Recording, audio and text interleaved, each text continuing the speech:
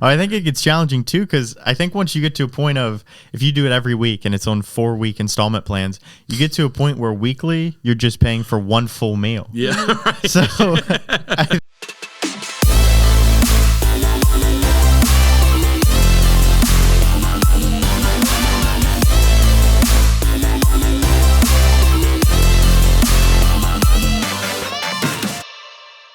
welcome back to the Southside Blueprint, your guide for buying, selling, and investing in Southern Maryland. My name's Justin Teedy, and today I'm joined by Billy Rabbit and Emily Bowie.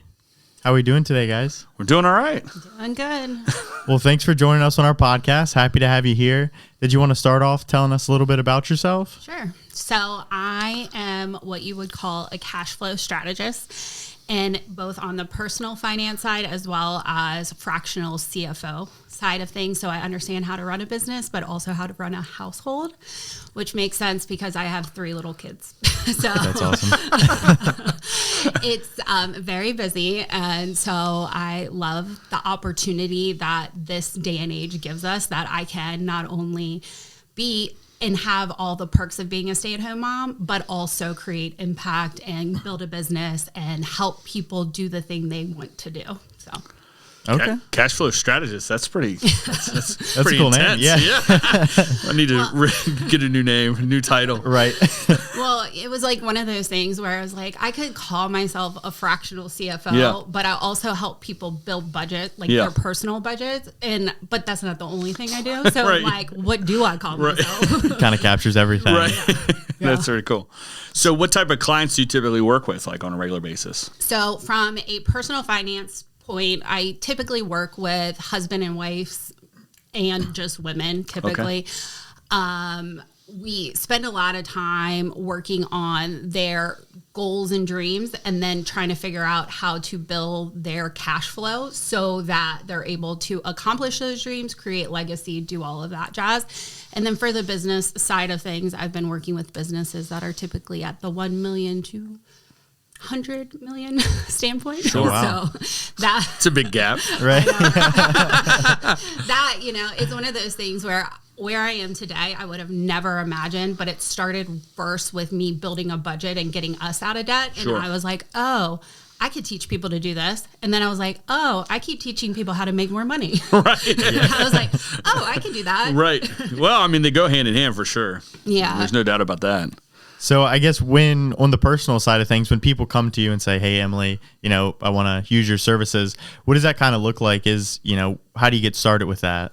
So typically we start with goals. So I usually do like a 20-minute free assessment because I kind of want to see where they're at, where they want to go, what's working, what's not working. Because I think a lot of times people are focused on what they want and how unattainable it is. Sure. And so often I'm like, okay, but what actually works for you? And then that helps me gauge, are they ready to do coaching, or do they just need a budget worksheet? Yeah. Do they just need to do it themselves and have time set aside for it? Sure. Or do they actually need support? Because there is a lot of coaching that is involved with budgeting, because if it was just 1 + 1 = 2, we would all be okay. But Right. There's a lot of emotions. There's a lot of past stuff that feeds into how we view money and what we're available for too. Sure. A lot of discipline too. Oh, for sure. Yeah, I think that's sure. probably the hardest part. I know, and I think that correlates well with kind of where we are right now and with the market and everything like that too, because, so many people have been telling us, right? And some of that too is that they're just not prepared or they're scared or whatever. But, now with the way that interest rates have come down and hopefully they'll continue to come down, we are seeing more and more buyers entertain the idea or things like that. But I think it's so important for many of them because a lot of people, I think, again, I think you said it best, a lot of just households lack a budget, you know what I mean? And so and you're thinking about buying a house too. I mean, having a budget too, because, it's not necessarily how much money you can get from the bank or how much, a mortgage, is going to, they'll be able to loan you. But I think it's also too important about what you're comfortable too, right? Because we all have different aspirations, For sure. some people aren't willing to give up, the Grubhub or the or the sports betting. You know what I mean? What's your opinion on Grubhub and Uber Eats? Here's my thing is when we talk about those things, if it is a thing you really like, we just put it in your budget. Sure, yeah. Like if it is something that is not going to go away, like I'm not going to pretend. Right. Like you can't pretend that, Sure. that you're going to stop going to Grubhub Right. to Yeah. like get your food. Yeah. Do you recommend they just drive to the store? I mean, obviously, I'm like, do you know you're Or go to paying the a grocery delivery store. Yeah. or instead of throwing all that lettuce out at the end of the week, like maybe we should eat it. you know? Right. Maybe it would accomplish all our goals, Right. right? It's amazing how that. Yeah. So one of the we spoke to a lender and they said that it was amazing how much of the Grubhub, how much of the, or even now, like where they're budgeting out a purchase. And I know it's horrible. It's like you go in and you're like, oh, I really want to buy this. I don't even know, like this thing. And it's like, oh, well, you can have, installments, payments for. You can finance your Grubhub. Right, Yes. yeah. I mean, it's just like, oh my It is God. wild to Yeah. me when I look at people's like finances and we look at their credit cards and it's all food. I'm Yeah. like, y'all have already passed this Yeah. before you've paid for Yeah. it. Like that is the problem. Yeah. Now you could buy a house with as much as they're spending on sports betting and For sure. Grubhub. Right. Oh, I think it gets challenging too, because I think once you get to a point of, if you do it every week and it's on 4-week installment plans, you get to a point where weekly you're just paying for one full meal. Yeah. Right. So I think that's where it's challenging too. Well, and I feel like, especially in this area, there's a lot of people that can do overtime. So Sure. they'll be like, oh, I'll just do overtime Yeah. for that. Like I hear that all the time. And I'm like, at some point, you don't have capacity Right. to actually pay for the thing because you don't have enough hours in the day. Yeah. It's No. just like reality. No, for sure. And two, I mean, it's scary. Like when you think about that, I mean, and I know, everybody, they calculate, oh, well, you can buy this. And if you just get rid of that one coffee a day at Starbucks, you know what I mean? So we always like calculate that. But, I think it is like, it's amazing to me how many people don't necessarily prepare for like large purchases like buying a house. I mean, it's kind of crazy. It's scary, I guess, too. We get so many people that will come to us and they're like, hey, look, my lease is up here. I need to be out of the house by this time, whatever it may be. And then it's like, now all of a sudden it's like this panic mode of trying to figure out and trying to get them the best prepared or things like that. But something we were talking to before we started filming was that there's so many misconceptions about how much money you really should budget or save for buying a house. Not necessarily for, your down payment, but you also have closing costs we were talking about. But then also too, like just the expense of being a homeowner. Oh, for sure. And I think it's common for people when they start to think about buying a house to save for the down payment. Sure. But they forget that like they need money once Yeah. they're in the house. And like this is the ideal time to start stacking more cash away Yeah. for that emergency fund. Sure. Because I will tell you more times than not, and I'm sure if you experienced this a time or two, we've bought and sold a couple houses and like inevitably there is some large thing you have to pay for in the first year. It's like somehow in the inspection, all was good. And then 3 months later, your Right. HVAC goes and you're like, okay. You don't need air conditioning. It's Right. fine. Yeah. We'll just grow up. Yeah. Well, and it's like the craziest part about it too is the education piece. Yeah. And I think that's what, having spent time with you and hear you talk Yeah. about different things, I know you guys are heavy on the education of like helping people understand what's all involved, not only in the buying and selling process, but like what you need to think about long term. And I think that gets you a long way because that builds confidence in what you're offering. Yeah. And I think most people are just looking to see that they're okay to make the purchase, whether it be, at the thing they have been approved for. So Yeah. like this, Sure. like we were talking like 700,000 Yeah. or if they stay super conservative at the 400,000. And often they just don't have that education. It's a soapbox moment for me always, but like everybody who gets out of high school has to manage their finances. Sure. Yet it is undertaught. Yeah. And one thing that most people end up doing is buying a house and nobody explains how to do that. Yeah. And it's such a gap in Yeah. education. So it's not surprising a lot of people find themselves, cash or house rich and cash poor. Sure. at the Right. time, Yeah. Well, I think it's such a, like this, like, I guess stigma, like we just don't like talking about money. It's true. You know what I mean? Like we're all envious of like things and other people's things, and we all want to drive the fanciest this, or we want that, or we want this. But then when it really comes down to budgeting or talking about money and how the importance of saving and things like that, it's just like this horrible stigma. And it's amazing too. Like we'll find like, you know, a client will come to us, younger, you know, great job, did all the right things, has money saved up, and then you go to pull their credit or whatever, and they have absolutely no credit. Oh yeah. You know what I mean? Like never have had a car. You know, I mean, all of the things that you would say, like you would commend them on, but unfortunately, you know, before a bank lends you, you know, $300,000-$400,000 of money, they want to say like, okay, are you like actually responsible with paying it back? And they want those things. And so, and then it's like, and then all of a sudden you're like, okay, and we've done this a couple times, but helping somebody like actually just establish credit. But it would just be like, wow, if their parents or if our education system or whatever was just to help implement some of these things, you know, not to set them up for failure or whatever. Because I mean, I have a good buddy of mine or whatever who, you know, they gave him credit card after credit card at being like 21, 22 years old, and he just piled it up. You know what I mean? So not that, but just helping them figure out a way to get themselves in the best possible spot. You know what I mean? And so it's just wild, the disconnect there. Well, and I also feel like a lot of our parents' generation don't even understand finances to actually be able to teach us and us to teach our kids. And I feel like this is one of those opportunities we have to not just learn it ourselves, but like make sure our kids are prepared. Sure. And so my husband and I, we often are talking about like, how do we get our kids set up? So like one of the most, people will think this is crazy. I'm not going to lie. But our daughter wants a 3D printer. Sure. And so I was like, okay, we're going to do this in thirds. Yeah. She's going to pay for a third. Yeah. We'll cover a third. Yeah. And we'll have her finance a Yeah. third. So we can teach her that like when you're financing Yeah. something, like you're paying for it in advance Yeah. and you're going to have, well, someone's paying for it in Sure. advance. Right. And you're going to have to pay that back, which means you're going to have to sacrifice the thing later for the thing you want today. And Right. are you willing to do that? Sure. And it's interesting. My daughter is about to be 7, so it's not like. That's awesome.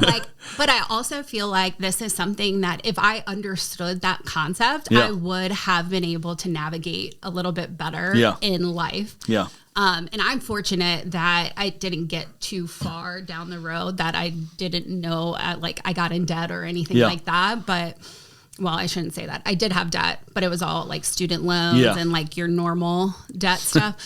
There are people, I will tell you, where they literally could not go get another full-time job to pay off the payments Yeah. that they currently have. And I think it's such a detriment to our society that we don't teach people how to manage finances well for them and for the Sure. economy. No, and I think it's, you know, so like I mean, our kids are relatively pretty much the same exact age, and like, you know, I would consider them COVID kids, you know what I mean? So like it was, you know, for a while there, you know, I remember taking like, you know, once we could kind of go about or whatever, taking the two girls to Target. And it was like, they were just like, oh my God, we can have anything in this store. Like, you know what I mean? And so they're just like piling the cart full of stuff or whatever. And I'm like, how are we going to pay for all this, whatever? And it's like, oh, well, you're going to use your credit card. Like, yeah, but Right. but you realize that like I got to pay for the stuff that we put on but there was no concept of that. And I feel like that's like the biggest difference with like, especially with a lot of younger generations, there's just so many people live paycheck to paycheck, which is so scary. True. But there's just like no concept of like money, I guess. You know what I mean? It's just like, oh, well, I do this and I do that, and then it comes out of my paycheck. You know what I mean? I go to work. That's what I go to work for. And there's no like concept of saving or whatever. And I do. I mean, I think that's a really valid point, that it's scary, like the younger kids or whatever too, just having them understand that, because it is so much of the thing that they do.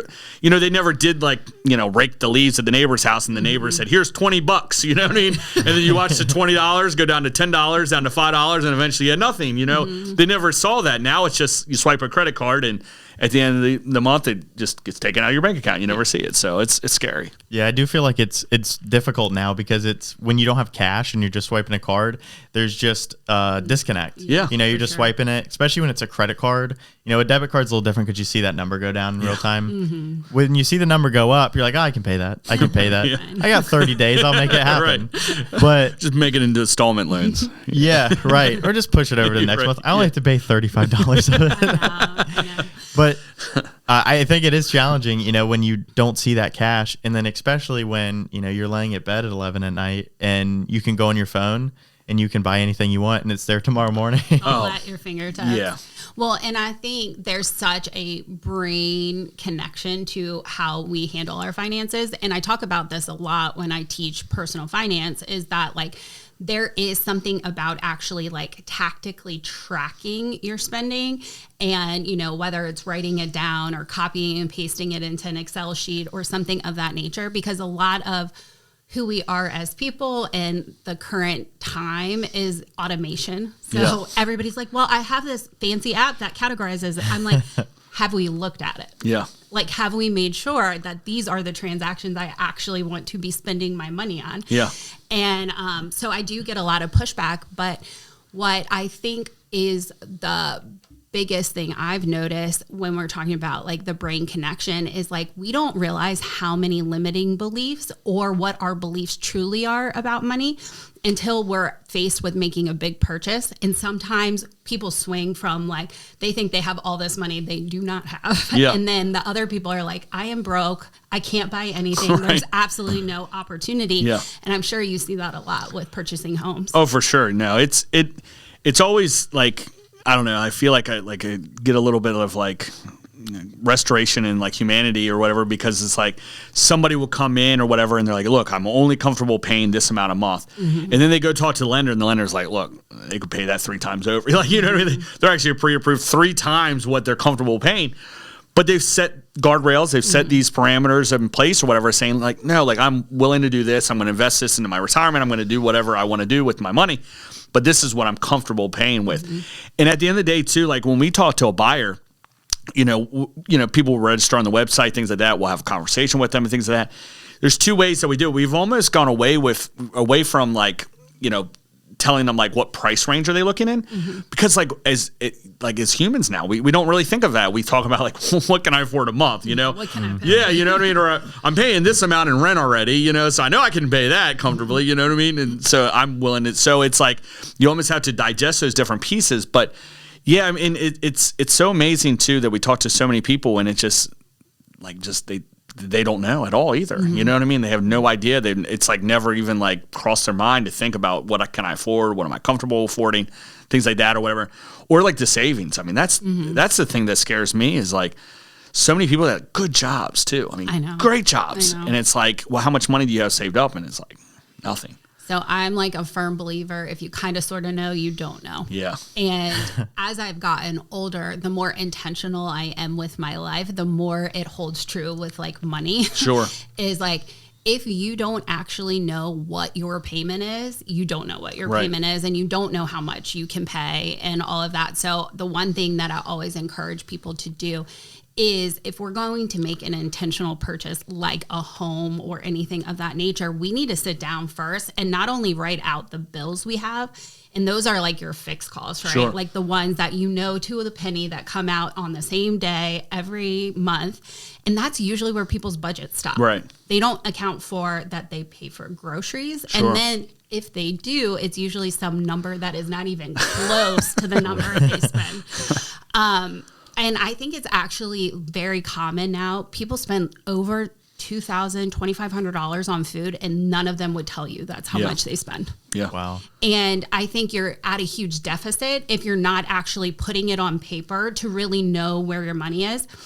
Because when you go to determine if you have enough money for the home purchase or all the bills that come with the home purchase, you don't even know what percentage of your budget that really is. Because ideally, if you don't want to be house poor, you want to have all the expenses associated with having a home. So garbage, electric, all of that, water, plus your payment at 30% of what you take home. Sure.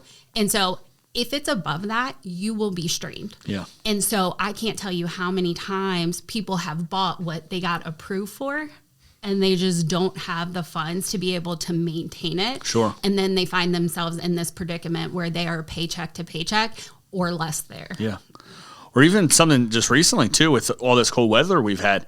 You know, you go on social media and you see everybody complaining about their electric bill or whatever, skyrocketing, 3-4 times higher than what it typically is in this time of year. I mean, something like that. I mean, it's crazy to think, but I'm sure there's people that have had to go through and had to figure out, like, how am I going to pay my electric bill this month?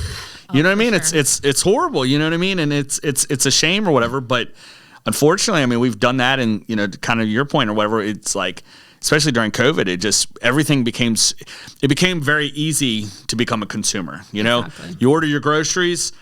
You go into this, this pretty much like a drive-through now at Target.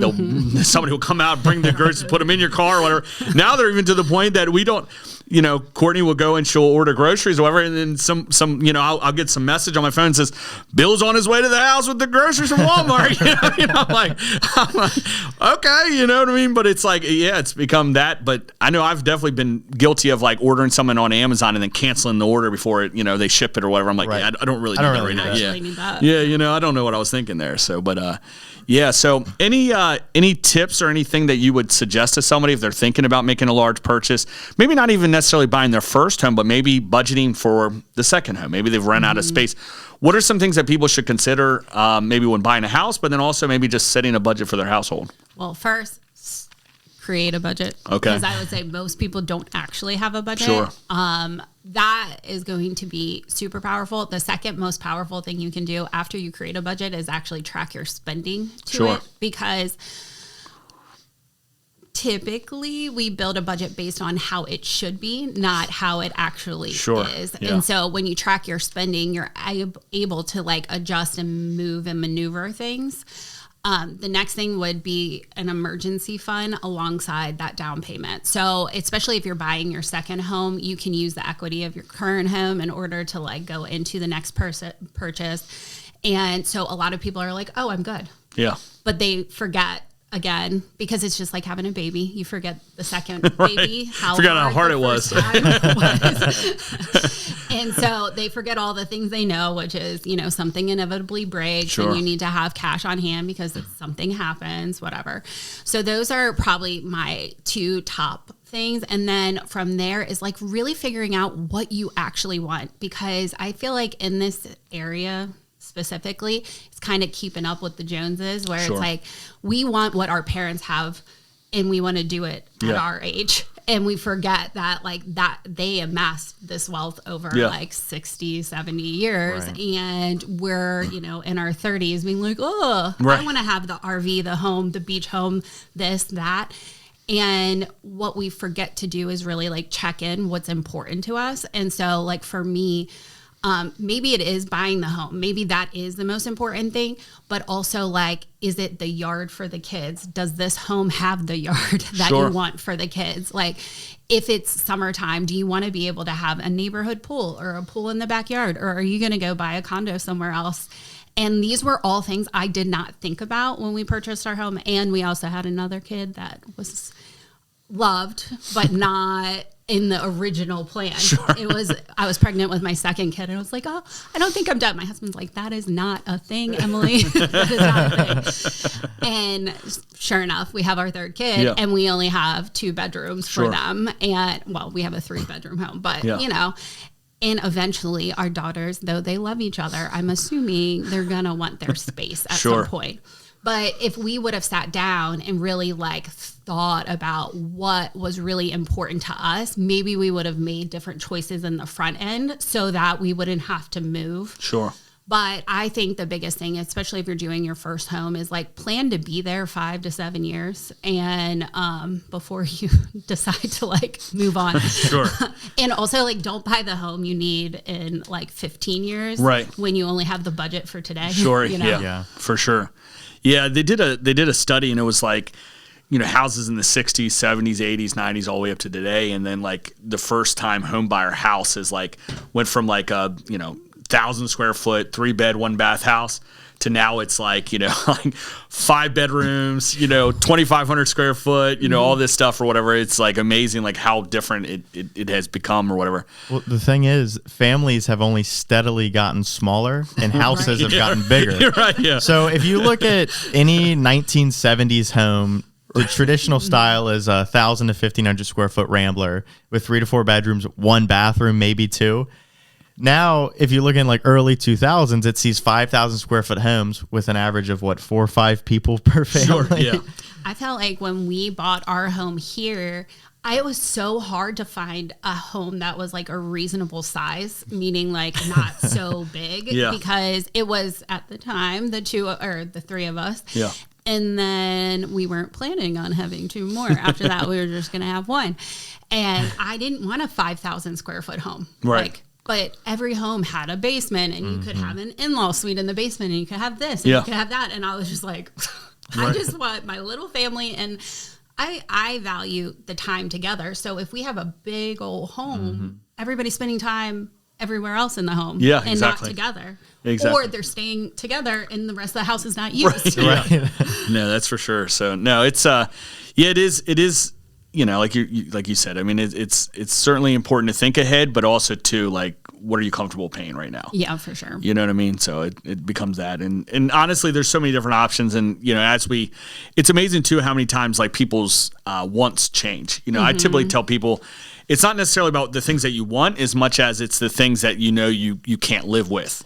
And so like there's certainly, I think there's easier to find a list of things that you're like, these are deal breakers versus like, oh, you know what? Well, we're willing to bend on this because we love everything else about the house. So yeah, for sure. So very good. Yeah. So one question I have, so I know when, a lot of times when people are trying to save, they have a goal, they want to buy a house, they want to buy a car. What is your guidance for people who, they're like, Emily, I want to save. I don't really want to buy anything. I just, want to have good personal finances. So what's kind of your guidance for them? So if you're trying to save $1, it needs to come out of your bank account. It needs to go somewhere else. And ideally, it's in a high yield savings account. So often we'll put money and we'll have thousands of dollars. I cannot tell you how many people have like tens and $20,000 in a regular savings account. And I'm like, what are you doing? So it's goodwill. High yield savings accounts are the way to do it because it is just like a checking account. You're able to go withdraw that money. And it's the perfect type of account for an emergency fund, or if you are going to make a purchase in the next like 2 years or so. 2 to 5 years is usually like my marker.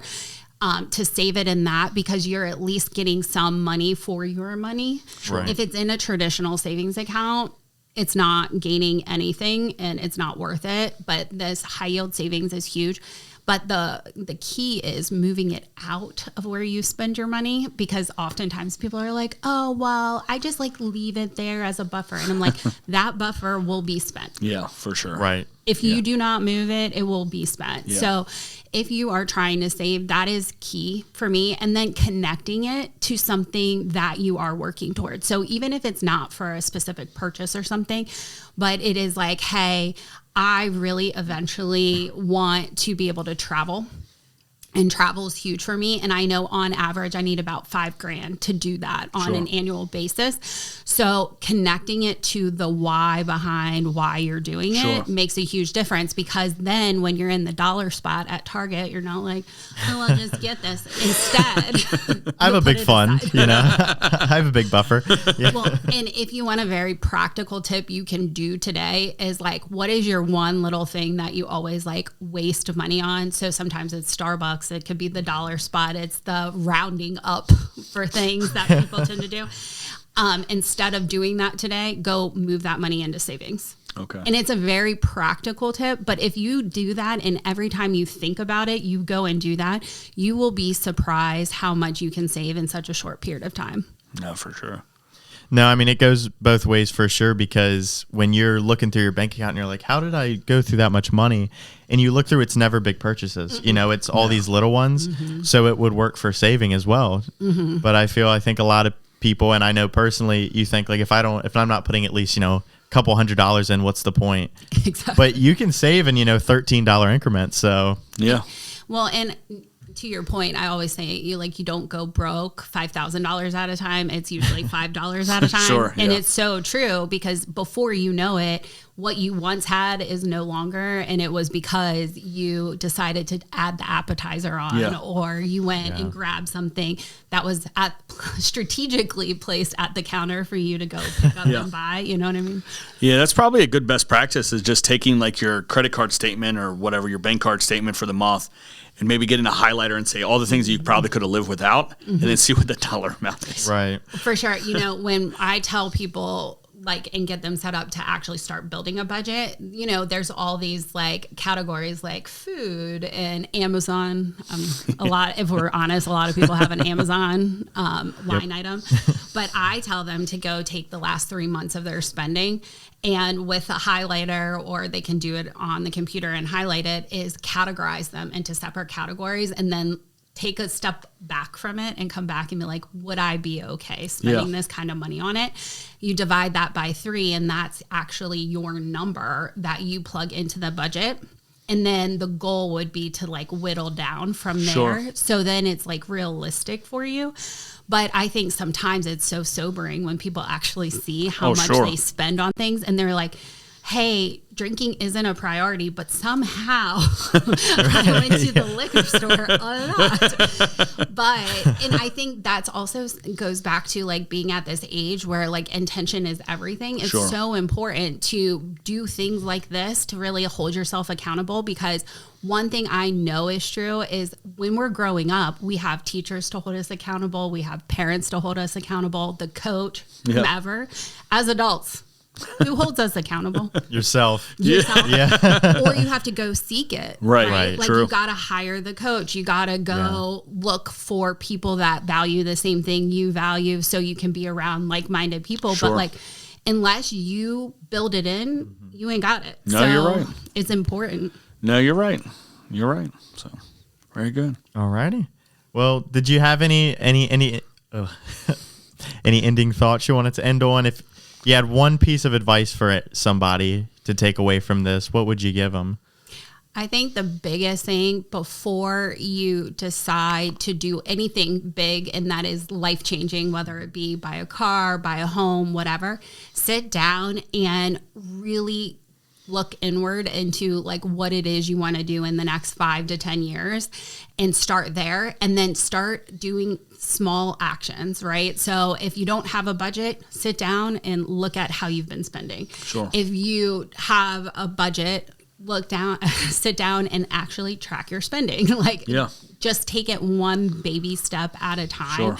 I think often we think we gotta go be wherever we're trying to be today. Yeah. And realistically speaking, instead of jumping in and getting yourself in a situation, it's more important for you to be intentional about the choice that you're making. Sure.